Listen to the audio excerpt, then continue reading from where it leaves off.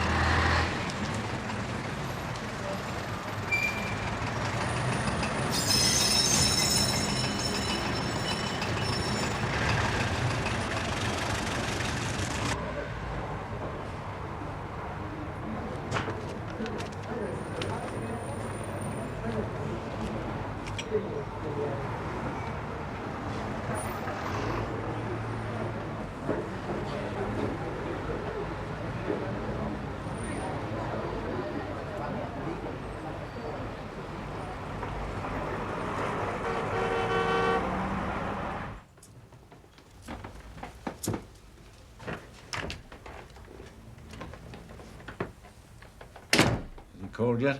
No. 6 minutes to go yet, Control. Will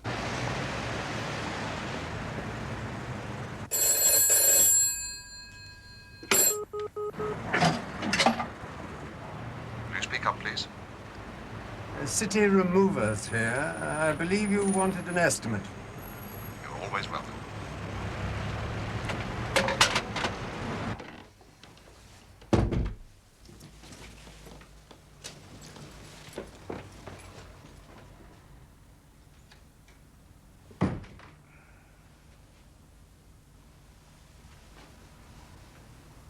You did exactly what I told you. Talk to nobody.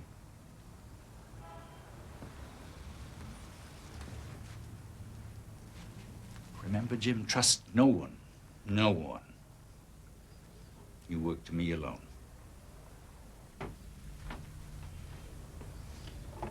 I'm sorry, there's no vodka. I didn't expect any. I've got a job for you. Familiar territory, Czechoslovakia. Perhaps a bit too familiar. Which identity do you want to use? I'd suggest Vladimir Hayek. Still a Czech journalist? Yes. Still based in Paris? Yes. Has anyone else used him? No. You agree? I think it's yes.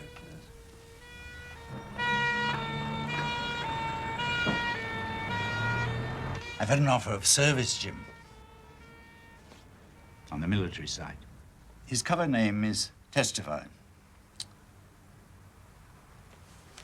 You're a military-minded chap. Two of you should hit it off pretty well. He's fond of horses, too. Something else you've got in common. We can chat polo, I suppose, sir. His real name is Stefchek. At the moment, he's an artillery general, but in the past, he's worked in close liaison with Russian intelligence. Very close. And now he wants to talk to us. I have, personally, interviewed an intermediary in Austria. Stefchek now wants to testify to a ranking officer of mine who can speak Czech. Why? There was a girlfriend, student, 20 years difference between them. Such things happen. She was shot during the uprising of '68. Sevchek never forgave the Russians for it. He's been after their blood ever since, laying low, stayed friendly. All the time he's been waiting his chance. Now he's ready. How sure are you?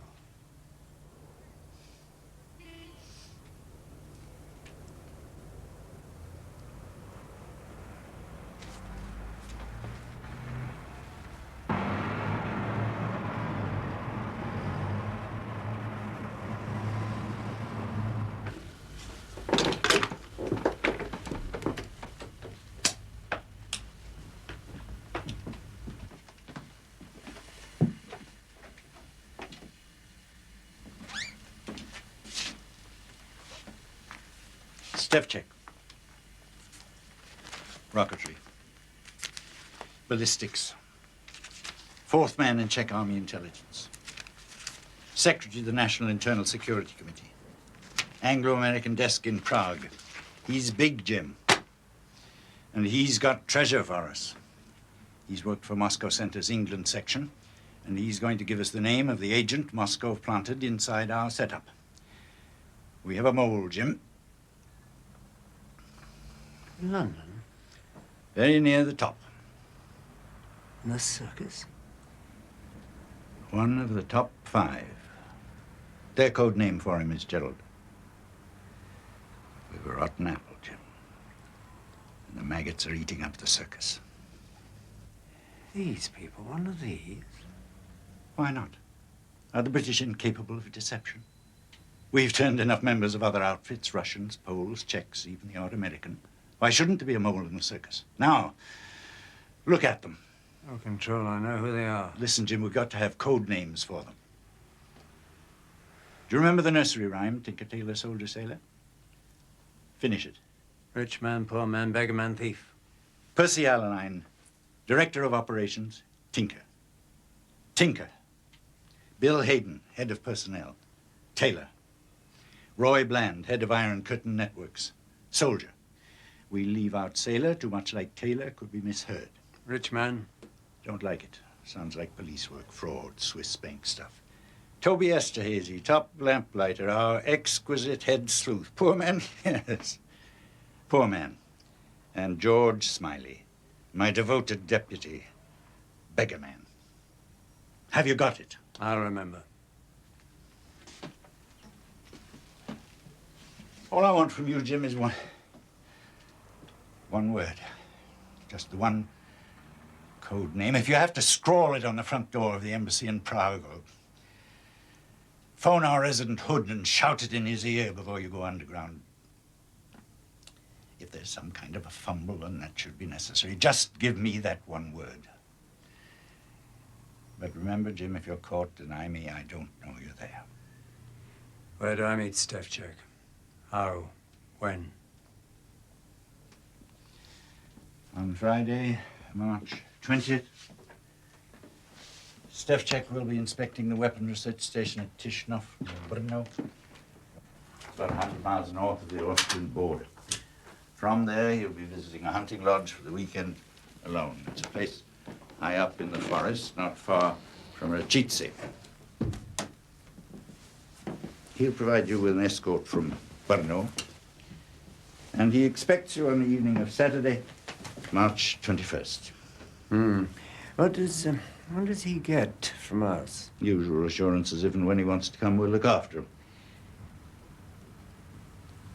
One word will do it, Jim. I'm almost there.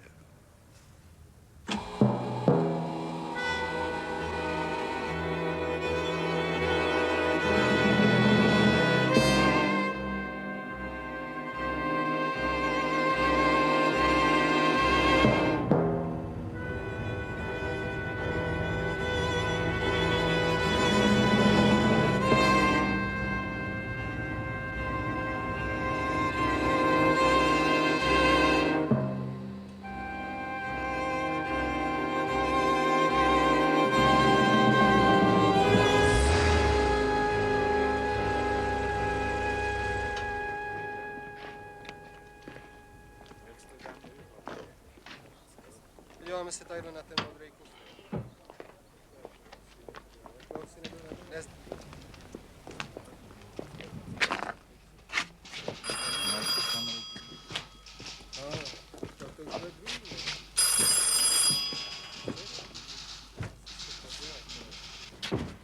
To bude všechno živit. Pane, jste si z vozu. Vy taky, pane.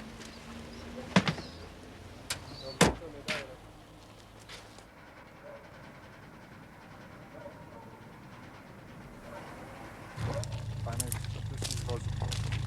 Vy taky. Dejte nám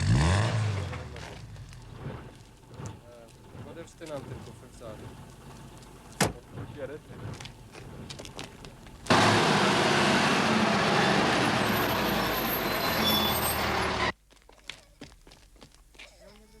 Nezdržujte to, prosím vás, nadělte si ty klíče, to máte mít připravený.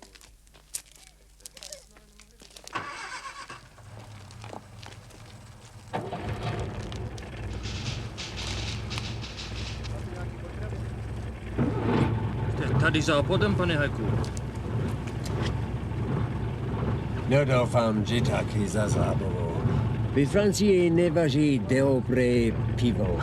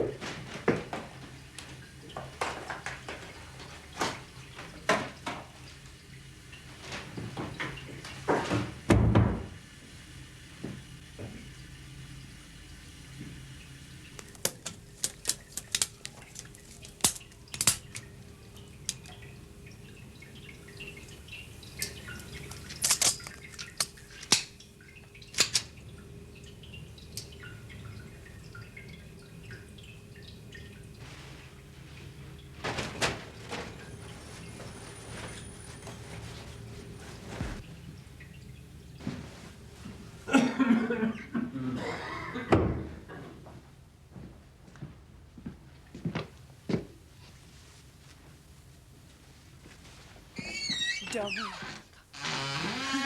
Štěstí nežije s rodiči.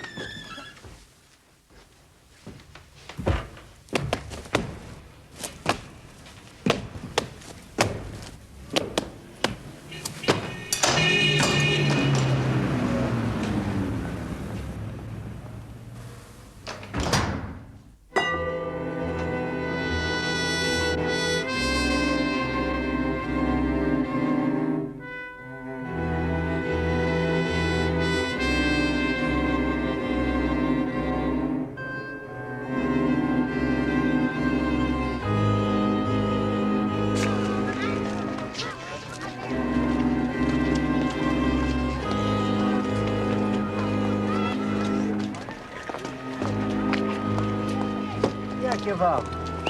No jde to, ale doktor mi řekl, že nesmím řídit díl než 3 hodiny. Otevřete. Ne, máte sedět se mnou vepředu, je to bezpečnější. Co ty dajo? A taky demokratičnější. Otevřete. Máte pistoli? Otevřete.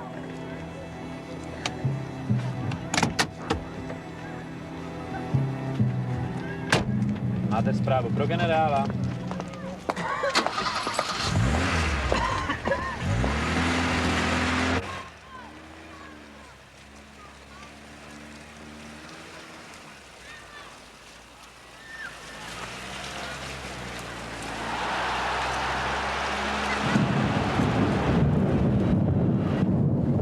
Povím vám anekdotu. Tak teda jedna ženská je jako divá za chlapama. A když stojí za nima ve frontě, tak jim šahá ze zadu na koule. No a jednou zrovna taky začalo pršet.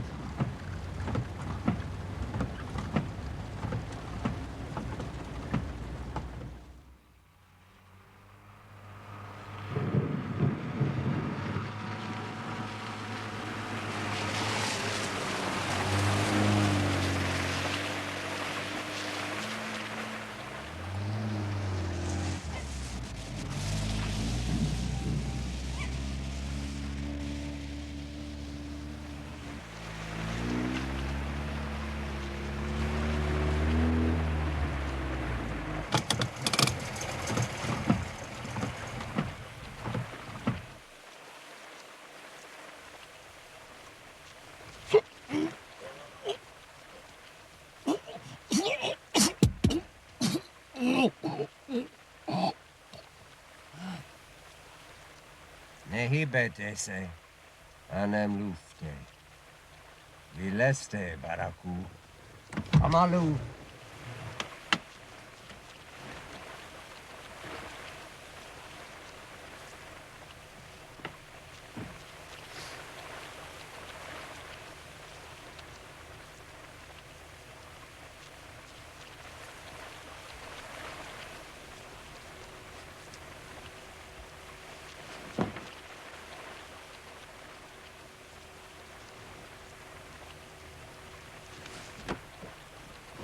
Dej si to na sebe.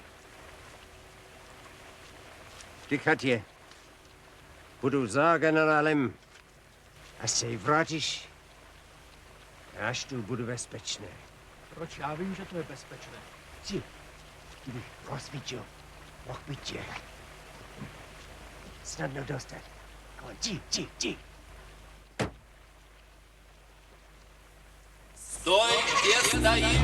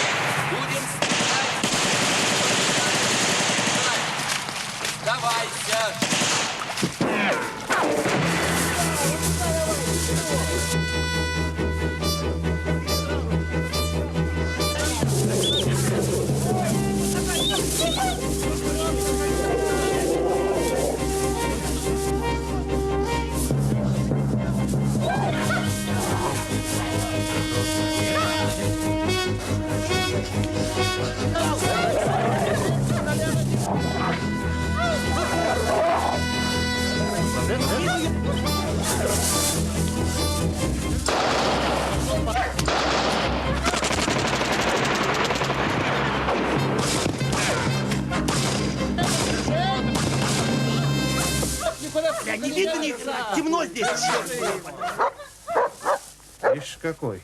Ну, Гнес, переверни-ка его на спину. Ты чего переворачиваешься? Холодный он уже? Ну, значит, под собой ничего.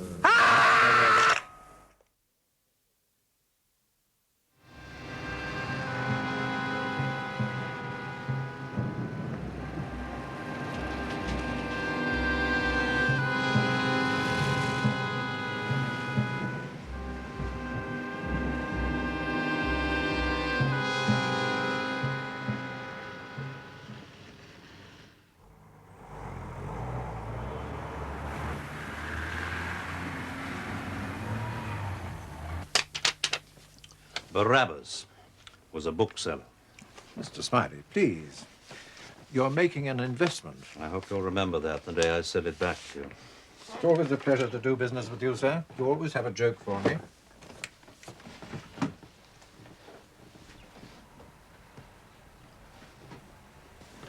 I think, after all, we could trust this to the post office. Yes, I'll send it on, Mr. Smiley. I'll slip out that way, if you don't mind. Not at all, sir.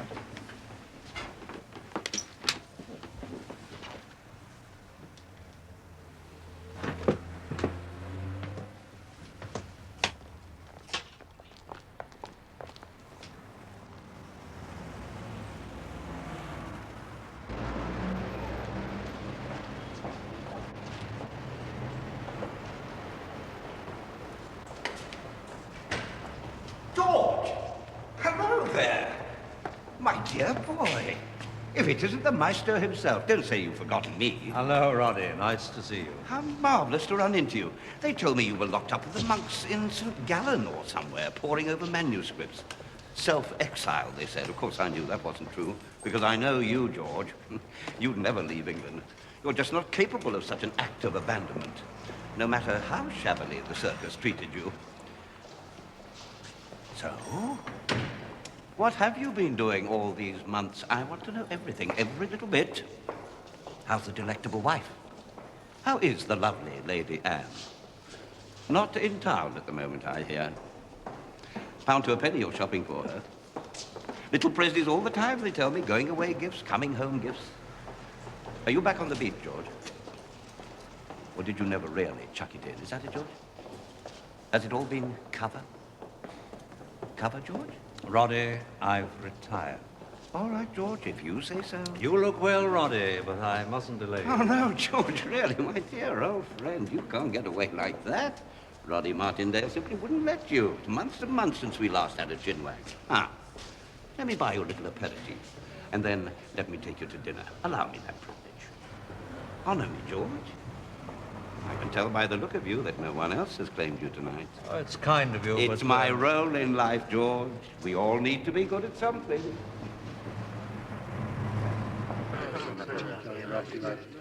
And we mustn't forget Jebediah.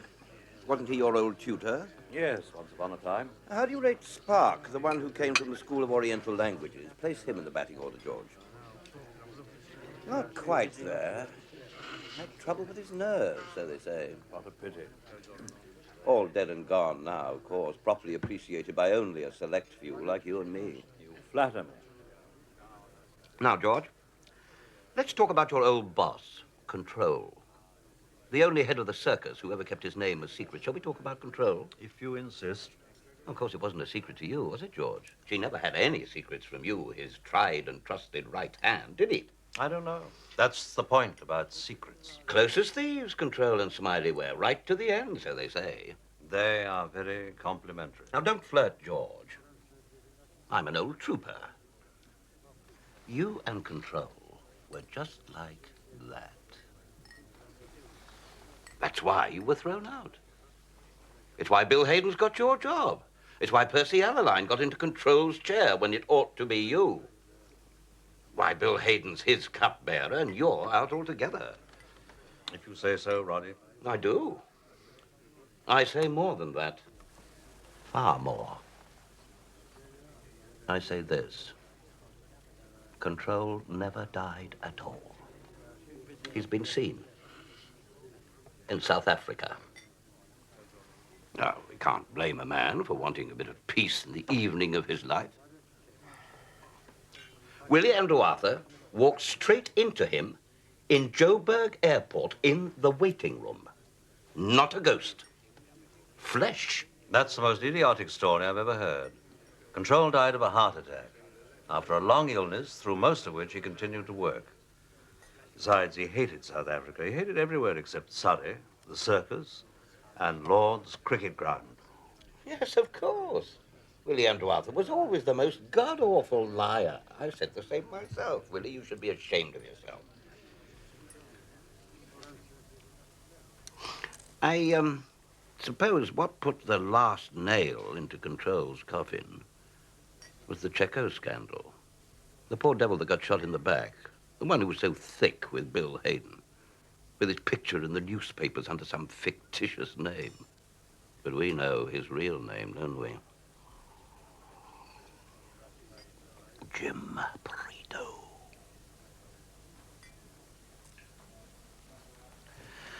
Somehow, I don't think I can ever quite believe in Percy Alleline as chief, can you? Might be just my natural cynicism. But power sits poorly on those we've grown up with, doesn't it? And there are so few who can carry it off for me nowadays. And poor Percy's such an obvious fellow, especially after Control, who's a positive serpent. How can anyone take Alleline seriously? All that heavy good fellowship. One has only got to think of him in the old days, lolling in the bar of the Travellers, sucking away on that log of a pipe and buying drinks for all the moguls. Well, really, one doesn't like one's perfidy to be subtle, don't you agree? Now, what's his knack, George? Living off the wits of his subordinates, am I right? Really, Roddy, I can't help you. I never knew Percy as a force, you see, only as a... Striver? Right. With his eyes on Control's purple, day and night. Yes, well, now he's actually wearing it, and the mob loves him.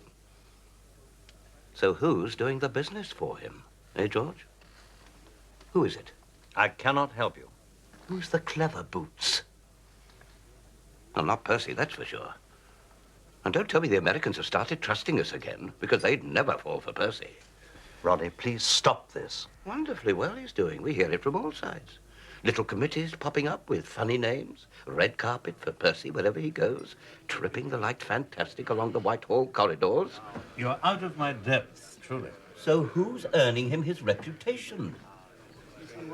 No, thank you. I think we've finished now. It's my party, George. I'll get the bill when I'm ready.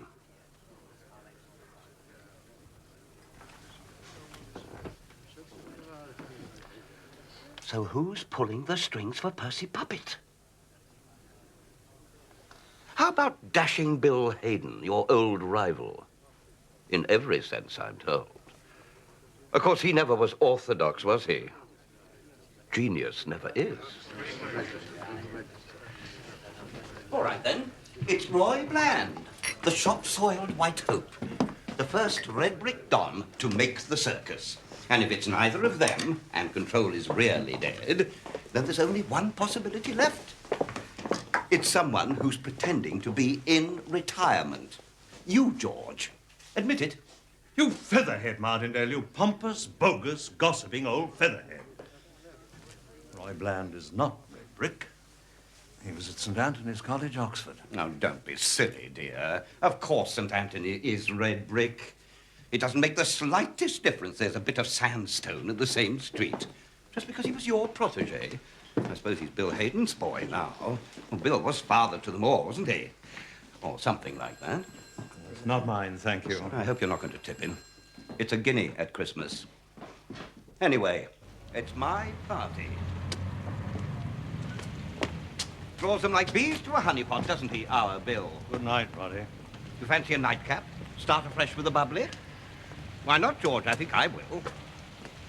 Of course, Bill's got the glamour, hasn't he? Not like some of us. Star quality, I call it. One of the very few. I'm told the women literally bow down before him. If that's what women do. Good night. Love to Anne. Everybody's love to Anne.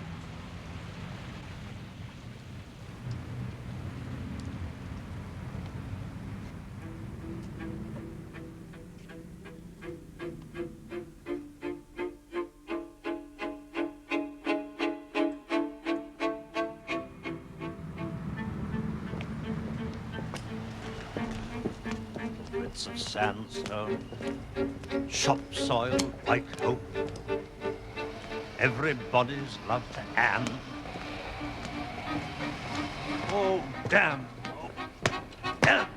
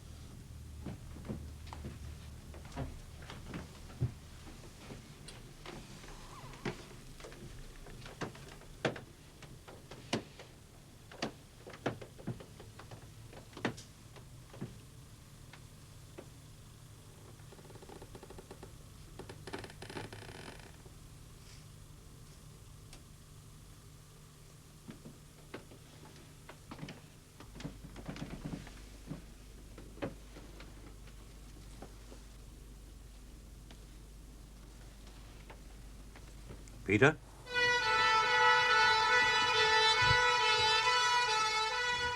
I'd leave that coat on if I were you, George. We've got a long way to go. Well, you're not me, Peter. And before I go anywhere at all, I shall change out of my sopping shoes. And also, I think, make a pot of coffee. You sound a little testy, George, old boy. Lacon is waiting for you. Me, Peter? George, I've been sent to deliver you.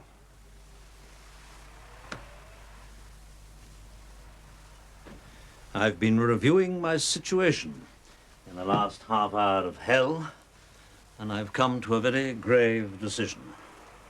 After a lifetime of living by my wits and on my memory, I shall give myself up full-time to the profession of forgetting. I'm going to put an end to some emotional attachments which have long outlived their purpose, namely the circus, this house, my whole past.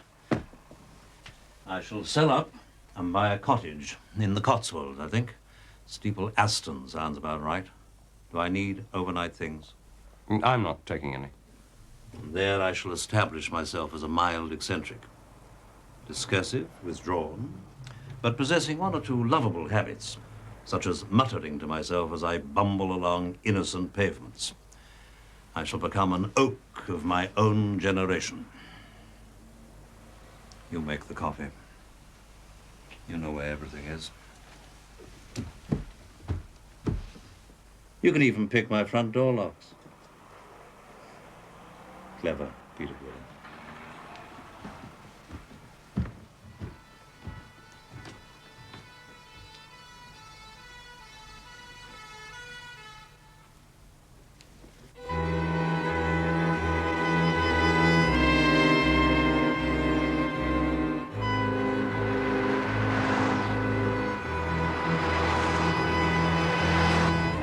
I saw you parking this toy in Curzon Street this afternoon. I ran away immediately.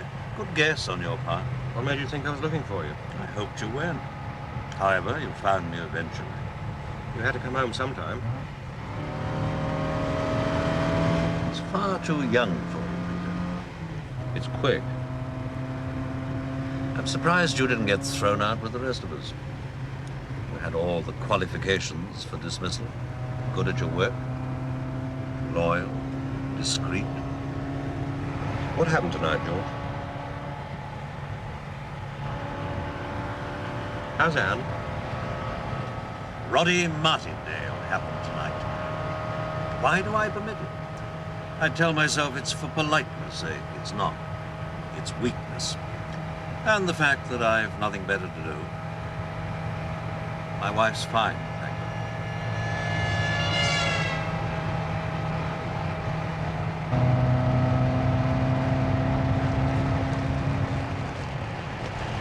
you. They put me in charge of scalp hunters. You are Jim Prideaux' successor. You, looking after the heavy mob. Why not? Tucked away at downtown Brixton, behind the broken glass and the barbed wire, dispatching the thugs occasionally. Kept a good arm's length from the circus ringmasters. How is Jim, do you know? In quarantine. I don't mean to pry, I merely ask. Can he get around? Can he walk and so on? Bad backs can be terribly tricky, I believe.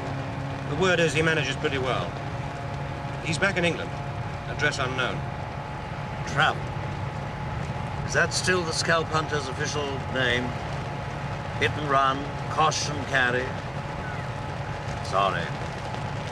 Our control always preached that good intelligence work is gradual and rests on a kind of gentleness. It's not my department. No. Well, the scalp hunters were always the exception Control allowed to his own rule. On Bill Haydon's persuasion. A reflection of Bill's temperament, of course. The solo initiative. Very dashing. Very audacious.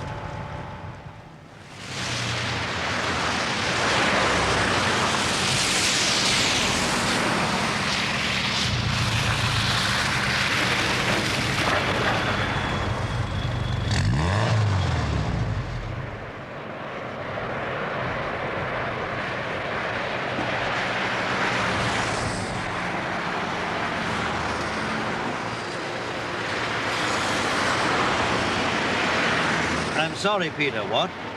Lateralism. I said, are you familiar with the word? I most certainly am not. It's the in doctrine now. We used to go up and down. Now we go along. What's that supposed to mean? In your day, the circus ran itself by regions.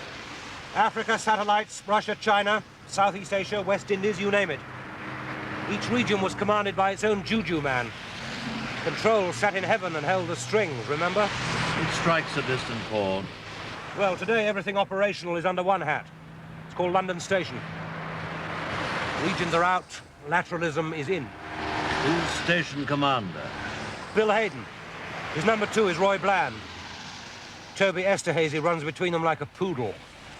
They're a service within the service. Share their own secrets and don't mix with the pros. There are 3 of them and Alleline. That's right. The object of it all is to make us more secure. A very good idea.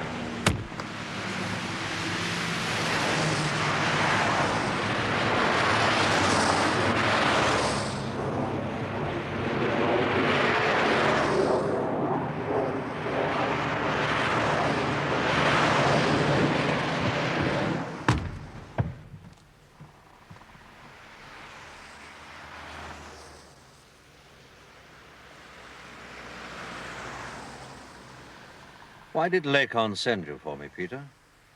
Do you mean why did he send me for you, or why did he send me for you? Quite right, Peter. I should have known better than to ask.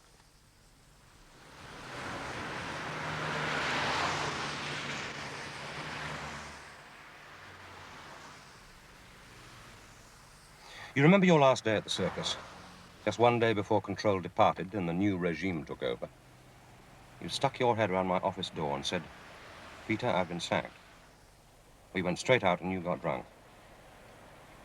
Why pick me, George? I was pretty low grade, running some very sketchy networks of merchant seamen out of London Dockland. Whatever, Poles, Russians, Chinks I could cobble together. Why me, George? You want a reason? You fastened on the same word that night when I asked why you'd been kicked out. I'll tell you exactly what you said. I hope this isn't going to be embarrassing. You said reason as logic or reason as motive. Or reason as a way of life. You said they don't have to give me reasons. I can write my own damn reasons, and that is not the same as the half-baked tolerance that comes from no longer caring. I thought that was pretty impressive stuff from a man as drunk as you were. At least I had the good sense not to let you drive me home. Lacan sent me for you, George.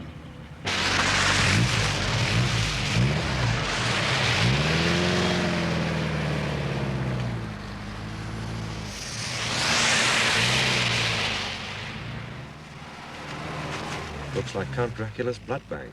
Lacan once described it to me as his Hampshire Camelot, built by a teetotal millionaire, which he seems to think explains everything. I'm so out of touch, Peter. Does Lacan have any particular title nowadays? Nothing new. Just Sir Oliver of the Cabinet Office. Permanent watchdog of all intelligence affairs. You know how he loves being one of nature's prefects. George, hello. Thanks for coming. Come on in, will you? Willem? Hope we didn't get too fancy about George in that blue job of Willem.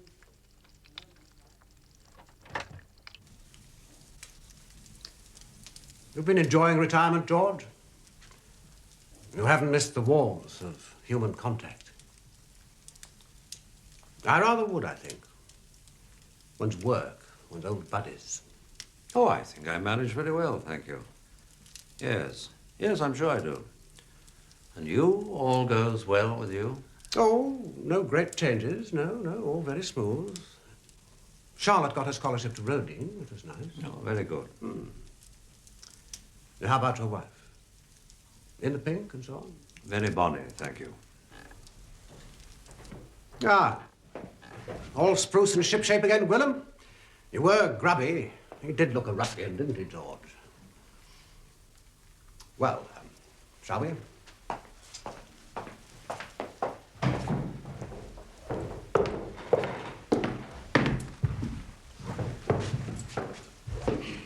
Oh, please, George, I wanted to talk particularly to you. All right, Paul, log us in, please. I think you know Mr. Smiley, don't you? Yes, of course I do. Once gave me a job, Mr. Smiley. Don't you remember? Tarr, sir. Ricki Tarr, the lawyer's boy from Marseille. Changed my first nappies, as we used to say. They were very tough interviews he used to give us tender young recruits. Of course, 12 years ago, and is that long, Mr. Smiley? Well, you don't look any different to me, sir. No, 12 years ago, nobody but nobody got taken on unless we got past you. Not even scalp hunters. Who aren't quite your type. We all had to get the nod from Mr. Smiley. Tarr. Of course I remember you, Ricky. Your father was an Australian, I recall. A solicitor and a nonconformist lay preacher. Altogether a most unusual chap to pop up in Marseille. But just such odd circumstances do seem to provide us with suitable personnel. Bad boys like Ricky. Daddy thought he could beat the sin out of me, but you knew better, didn't you, Mr. Smiley? He only beat it further in. And that's what scalp hunters are made of. Isn't that right, Mr. Gwilym? We're waiting for you, Tarr. Yes, I do think we ought to get on. Well, I guess I better make my pitch then. Let's keep it precise, shall we? All the way along. Before you begin, Ricky, do I understand correctly that no one at the circus knows you're in England? Only Mr. Gwilym. You're officially absent without leave.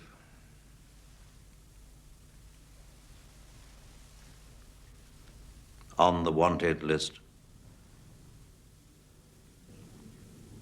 I think I'm safe now. I've got a story to tell you. It's all about spies. And if it's true, which I think it is, you boys are going to need a whole new organization. Right? Shall I start with the day you sent me to Lisbon? Changed my life. You might find it's going to change all your lives.